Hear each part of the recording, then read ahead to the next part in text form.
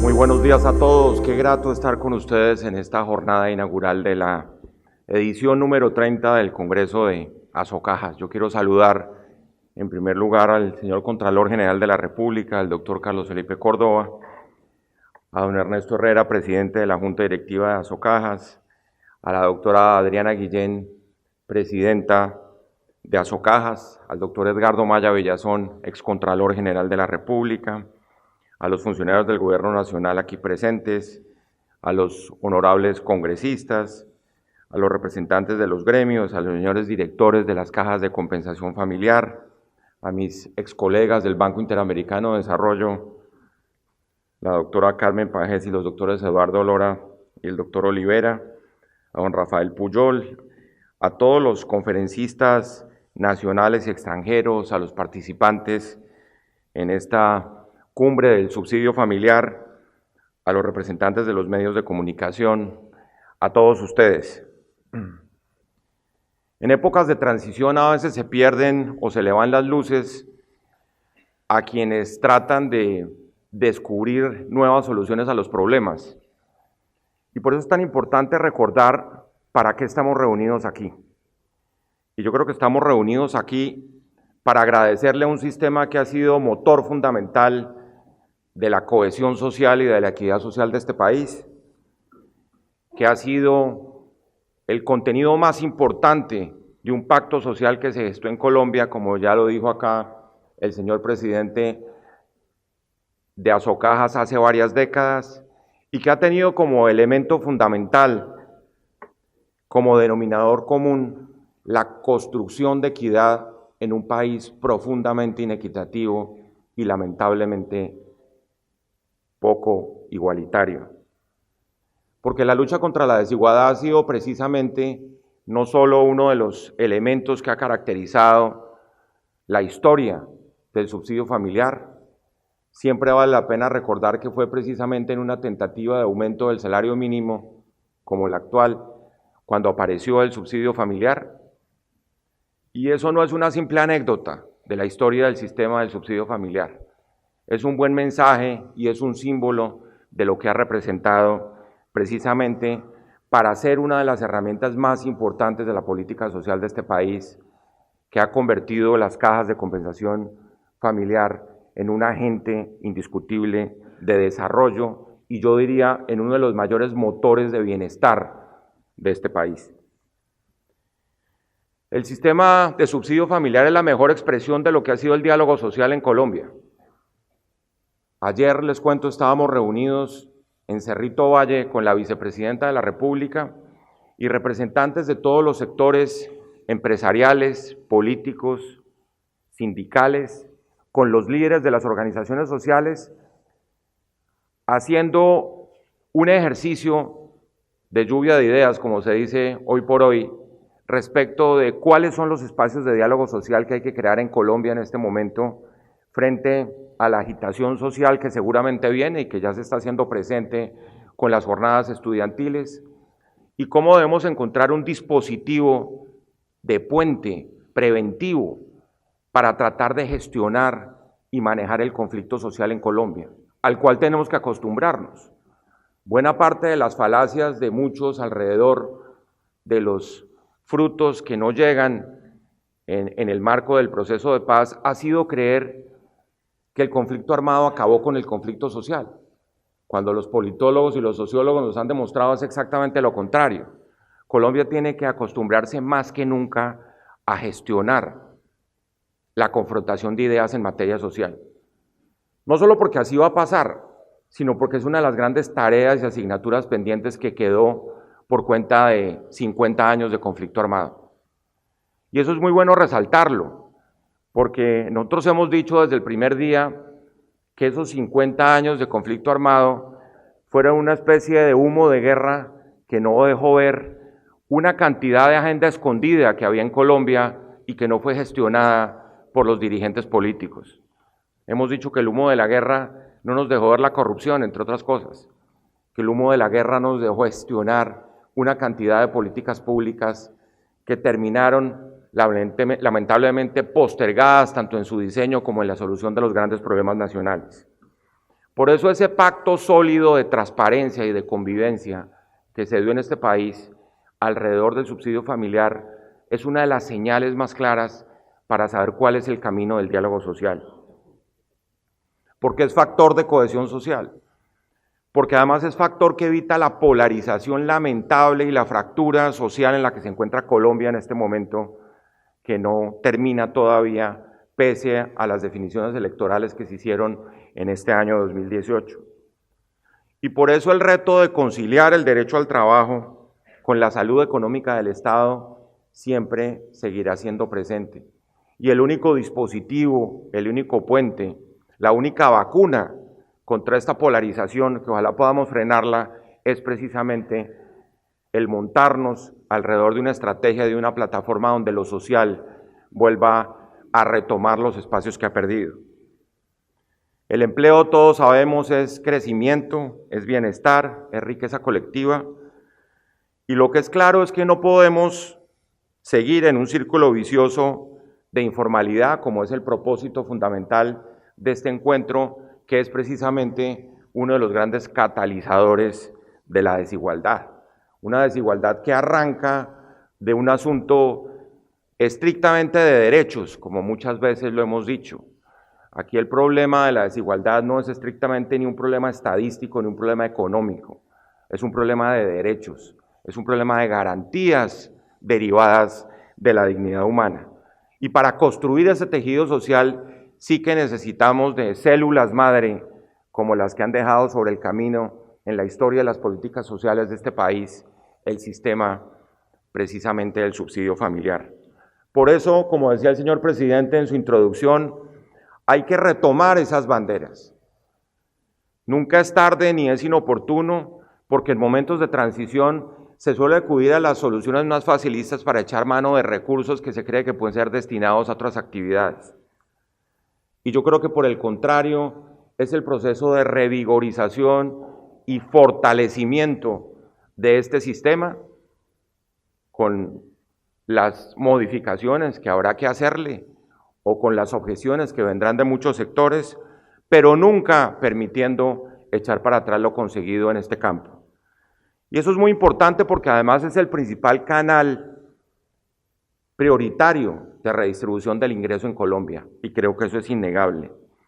Y que además, en momentos de transición como la que estamos viviendo, de consolidación de la paz, porque yo sí creo personalmente que este proceso no tiene reversa, hay que llegar a nuevos colectivos, hay que llegar al trabajador rural, hay que trabajar en las ciudades intermedias, hay que incorporar a todas esas masas de población que están ansiosas de tener algún tipo de beneficios como ya se han consolidado, y lo decía el señor presidente, en consideración además, por ejemplo, el número de trabajadores afiliados a este sistema, que en el año de 2010 era de 6 millones y que según entiendo ya pasa a los 9,5 millones, de los cuales, y eso es bueno resaltarlo, creo que él ya lo ha dicho, el 75% gana menos de 2 salarios mínimos y el 15% está entre 2 y 4 salarios mínimos. Mejor dicho, ataca realmente lo que llaman hoy los economistas la base de la pirámide social, en donde están precisamente aquellos sujetos de derechos que están en el proceso de consolidarse como ciudadanos. Esos beneficios a 28 millones de ciudadanos no es un logro menor, y no es un logro menor, y es un reto además redimensionarlo, adaptarlo a las nuevas circunstancias del país, proyectarlo sobre las nuevas funciones del Estado. Ayer decíamos en esa cumbre de diálogo social que lo fundamental en este momento en Colombia es poder responder como Estado, como sector privado, como sociedad civil, a las grandes demandas que salen de esta sociedad que está en transformación. A esas regiones, por ejemplo, donde el Estado nunca estuvo presente y todavía no está presente por ausencia de una oferta institucional. Y todo ello, pues, con el ánimo, entre otras cosas, de consolidar además y no permitir un milímetro de retroceso en el caso de 18,5 millones de colombianos que pertenecen a la clase media. La Procuraduría General de la Nación está comprometida abiertamente con este objetivo Y yo quiero venir aquí hoy a esta asamblea a ratificarlo, a ratificarles que estamos comprometidos con la protección de los recursos de este sistema como canal de redistribución del ingreso, a ratificar que el futuro y la calidad del crecimiento económico de este país es proporcional a la defensa de los derechos de los trabajadores y de los afiliados a este sistema que, como ya lo decíamos, pertenecen en su gran mayoría a la clase media de los colombianos. Y ojalá se proyectara a otros sectores más vulnerables, como es uno de nuestros grandes desafíos en este momento de transición que vive Colombia. Cómo la formalización laboral en ese orden de ideas, pensando en esos nuevos sectores, en esos nuevos espacios que hay que abrir, es un tema inaplazable de las políticas públicas. No únicamente, repito, que exija reflexiones económicas, como aquí las va a haber muchas, sino reflexiones sociales y reflexiones políticas y jurídicas desde el punto de vista del ámbito de los derechos. Cómo una acción más coordinada de las cajas, por ejemplo, puede representar, como bien se ha dicho, unas economías de escala que pueden ser esenciales en donde la competencia siga siendo una de las máximas éticas a poner en marcha. Y cómo, si ustedes me permiten, lo que hay que hacer es seguir fortaleciendo las defensas del sistema para que por la vía de un buen gobierno corporativo, por la vía del cumplimiento de la ley, se puedan atajar esos embates que hoy crecen silvestres por todas partes y que tienen que ver con la falta de transparencia, con la falta de probidad y con la falta de ética pública. Creo que el país se tiene que concientizar que la fortaleza de las instituciones viene en primer lugar de su capacidad de consolidar unas políticas de ética pública que comprometen al sector privado y que comprometen, por supuesto, a quienes manejan recursos públicos. A nosotros se nos ha cuestionado que por qué estamos interviniendo en el sector de la salud.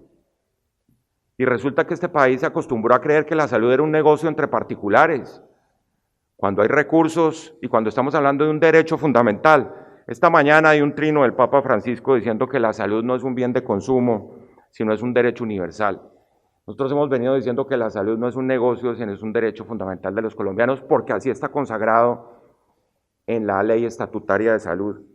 Y que para todo eso, por eso hoy yo quiero invitarlos a dar el mejor ejemplo en estas prácticas, que son las prácticas que hoy fortalecen las instituciones públicas y privadas, y que son prácticas que tienen que ver con el cumplimiento estricto de la ley, con la aplicación de unos estándares de ética y con la incorporación de ese tipo de comportamientos al interior de la vida diaria de nuestra sociedad y de sus instituciones. Eso es lo que va a consolidar en últimas el liderazgo de las instituciones en Colombia, la capacidad de obrar de manera transparente y de cara a la ciudadanía. Eso es lo que va a consolidar este sistema, un sistema que es patrimonio social de los colombianos y que por eso requiere cada día mayor claridad y transparencia. Y lo digo precisamente por los embates que desde tantos sectores hoy se dan contra el sistema y que tienen que ver necesariamente con agentes siempre que desde el mundo de la opacidad tratan de interferir las actividades de tantas instituciones en Colombia. Por eso hoy la lucha es fundamentalmente contra la corrupción, contra la injusticia, contra la inequidad social. Y el antídoto es muy fácil, son políticas de transparencia, son políticas de acceso a la información. A mí me preguntaba alguna vez un alcalde de una ciudad capital que cómo hacía él para gobernar y luchar contra la corrupción al tiempo. Le dije muy fácil, es que la premisa fundamental de gobernar bien es luchar contra la corrupción y obrar de manera transparente. No son dos objetivos que sean absolutamente incompatibles, como muchos creyeron en el pasado cuando el ejercicio de la función pública se concebía como el lucro o el servicio hacia los intereses individuales.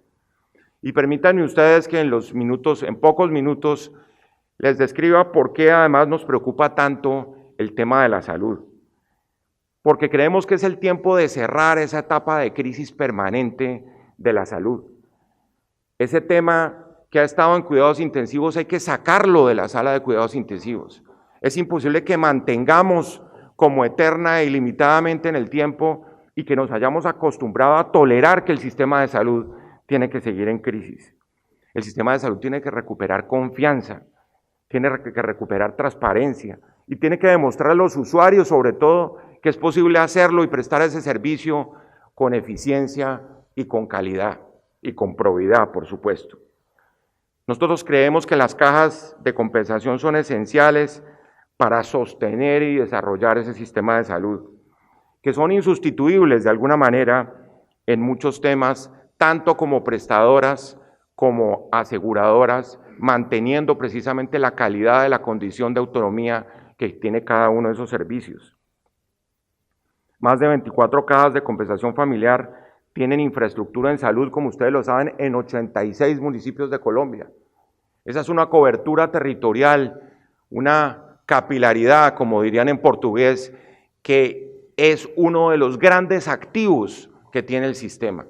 Y es la capacidad de llegar, como muchas veces lo hemos hablado con algunos de los presidentes de las cajas, que es lo que necesita Colombia, poder mostrar oferta social en una buena cantidad de partes del territorio donde la ausencia del Estado ha sido dramática. Y están asumiendo los riesgos de estar en el sistema, eso es indiscutible. Riesgos que tienen que ver con el aumento, por ejemplo, de las unidades de salud, más que del número de cajas, tratando de conservar, como ya lo ha dicho siempre, la calidad fundamentalmente y la identidad en la prestación de ese doble servicio de las cajas de compensación.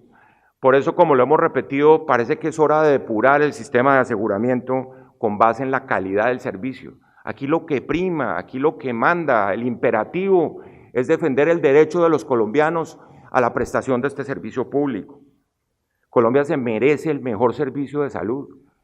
Así lo consagramos desde la Constitución de 1991 y solo hasta hace 5 años se logró expedir en el Congreso la Ley Estatutaria de la Salud que va precisamente en esa dirección. Por eso las EPS que no tengan capacidad de operar con calidad y eficiencia y transparencia deben cederle el espacio a aquellas que sí lo pueden hacer. Yo creo que es una exigencia mínima para la convivencia dentro de una sociedad y no convertir eso en un barril sin fondo para tratar de salvar a aquellos que han demostrado que no son capaces de prestar este servicio. Las deudas y falencias del sistema de salud supone que tengamos que hacer muchas propuestas en ese campo. Sacar a ese paciente de la sala de cuidados intensivos no es una tarea menor. Y por eso, y eso quiero decirlo aquí con toda claridad, y la Procuraduría ya está actuando en esa materia, hay que garantizar el flujo de recursos.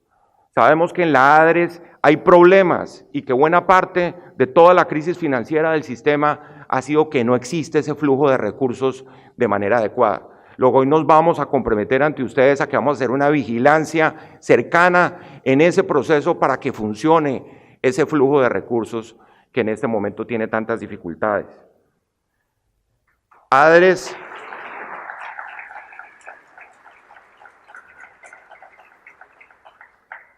no solo tiene que garantizar eso, sino tiene que vigilar y tiene que cuidar.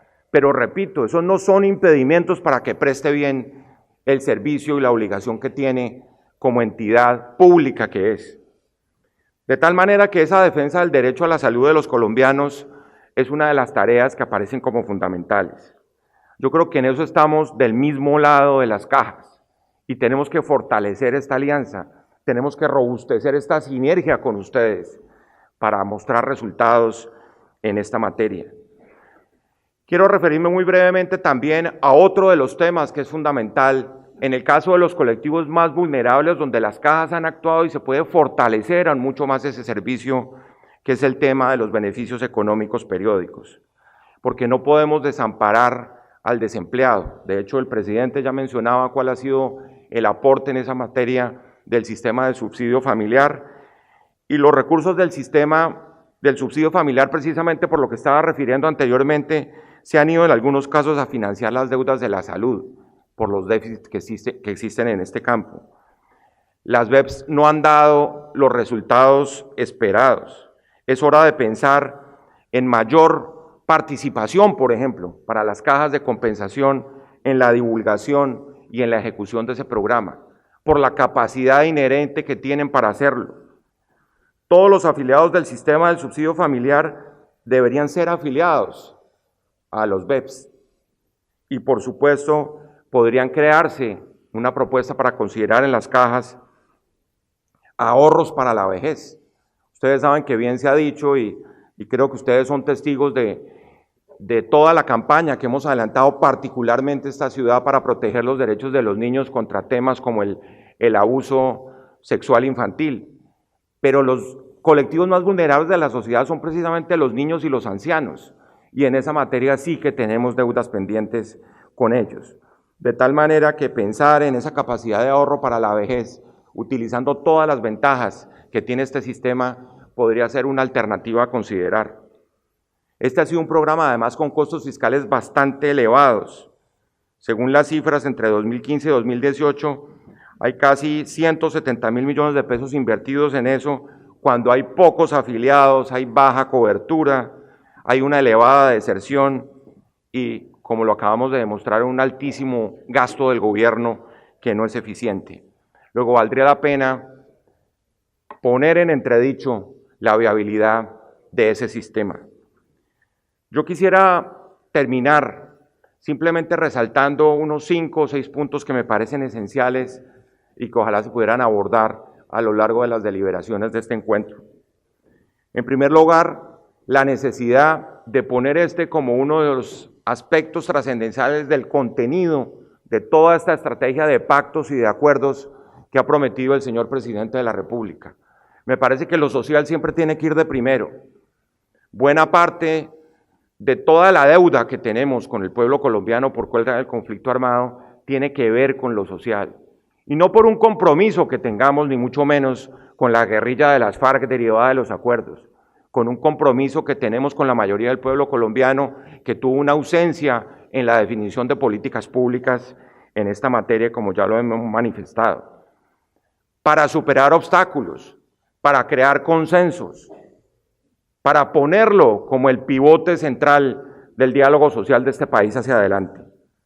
Y que por supuesto todo ello en el marco de una cultura de legalidad que supone siempre el respeto absoluto de las normas, de las reglas de juego y la necesidad de controles sociales, pues podamos avanzar en esta lucha contra la informalidad y por la formalización del trabajo. Porque la informalidad, al fin y al cabo, también es reflejo de la falta de sanción social. Buena parte de los comportamientos de este país en esa materia vienen de las consideraciones de que aquí hay una zona gris en donde no se sabe lo que está bien y lo que está mal hecho en el cumplimiento de las responsabilidades públicas y privadas. Hay sectores del país que venían acostumbrados, dentro de esa descripción genérica de que eso eran prácticas comerciales atrevidas, a moverse en los linderos del Código Penal sin que cayera ningún tipo de reproche, ni legal ni social, sobre ese tipo de conductas.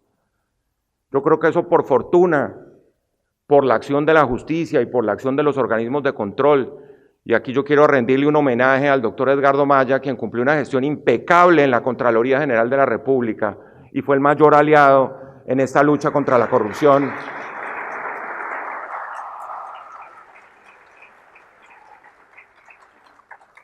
Y ratificar hoy aquí desde la Asamblea de Azocadas en Cartagena que con el nuevo Contralor General de la República vamos a seguir adelante y unidos más que nunca en esta lucha contra la corrupción. Aquí no hay fisuras entre los organismos de control y tenemos propósitos comunes y vamos a estar, como lo estuvimos con el doctor Maya, siempre con el bisturí, con responsabilidad, por supuesto, y respetando el debido proceso, tratando de examinar lo que está pasando con el interés público, con el manejo del espacio público y con los recursos públicos en Colombia. Y allí la informalidad juega un papel fundamental, porque estamos, repito, acostumbrados a los escenarios de la tolerancia frente al incumplimiento de las normas. Y porque creemos que eso es normal. Y la normalidad supone que ese tipo de conductas hayan sido aceptadas, e insisto, y que no haya controles sociales que a la hora de la verdad son más eficaces casi que los controles legales en una sociedad que venía durmiendo con el enemigo de la corrupción.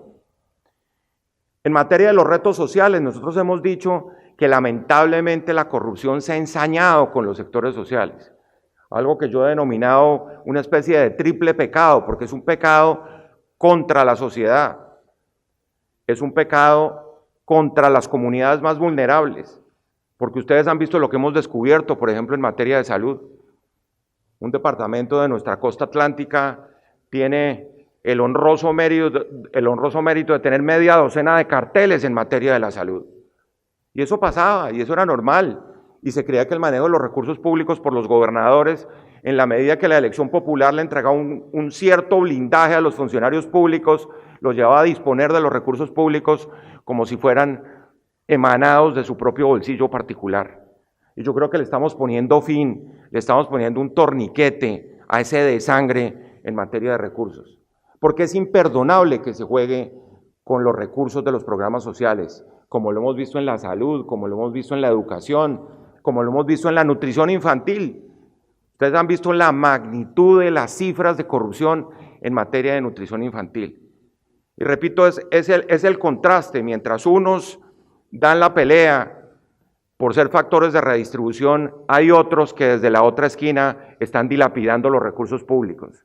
Y ahí es donde tenemos que actuar para estimular y promover el crecimiento de las opciones de desarrollo social que funcionan y para no solo desestimular, sino condenar y aplicar todo el peso de la ley a quienes están en esos escenarios de corrupción moviéndose como Pedro por su casa. Esos retos sociales tienen que ver con cosas tan elementales, que es un tema que ha surgido esta semana en Colombia después de mucho tiempo, curiosamente, como el reto para reducir el hambre. Como 3 millones de colombianos están en situación de inseguridad alimentaria. ¿Cuántos en niveles de desnutrición? Le tocó a la Corte Constitucional de Colombia darle órdenes al Poder Ejecutivo para que resolviera el problema de la nutrición y la educación en La Guajira, que ustedes saben que es uno de los casos más dramáticos de Colombia, demostrando de nuevo que aquí también el problema del desarrollo es un problema de derechos. Nosotros estuvimos precisamente la semana pasada en Riohacha con el Pleno de la Corte Constitucional tratando de articular el esfuerzo de autoridades nacionales, departamentales y municipales a ver de qué manera se comienzan a cumplir las órdenes del Tribunal Constitucional de Colombia. Porque, repito, hemos sido maestros en postergar las soluciones de muchos problemas. La Procuraduría General de la Nación, y aquí quiero repetirlo, seguirá adelante en la búsqueda de un sistema de salud que se preste con probidad, con eficiencia, con calidad y con respeto a los derechos de los usuarios. Ustedes saben cómo aquí se sigue incurriendo en destinación de los recursos para otros fines. Aquí se sigue considerando que esto es un negocio particular donde no puede meter las narices ningún órgano del Estado. Aquí se sigue pensando que ahí no hay reglas ni límites, sino las que se consagran en los acuerdos entre particulares, en esas ventas, y por supuesto la calidad y la prestación del servicio queda a la buena de Dios. Y los escenarios de transparencia, de calidad y de eficiencia quedan siempre en entredicho. Por eso, y con esto quiero terminar, quiero invitarlos a todos ustedes, a todo este sistema del subsidio familiar, que ha marcado un camino que vale la pena seguir recorriendo y que se justifica fortalecerlo, a seguir luchando por lo que en este momento creo yo es el elemento fundamental del éxito de la consolidación de la paz en este país, y es la defensa de los derechos sociales de los colombianos. Creo que ustedes son un actor fundamental en esta estrategia. Creo que estamos del mismo lado, y por eso hoy quiero de nuevo establecer ese compromiso con ustedes. Queremos trabajar con el sistema de subsidio familiar, queremos seguir trabajando con las cajas. Nosotros no solo desempeñamos una función disciplinaria al rectificar comportamientos de funcionarios públicos que incurren en faltas, sino desde el punto de vista preventivo tenemos la capacidad de avanzar en la definición de políticas para proteger, por supuesto, los derechos de los colombianos.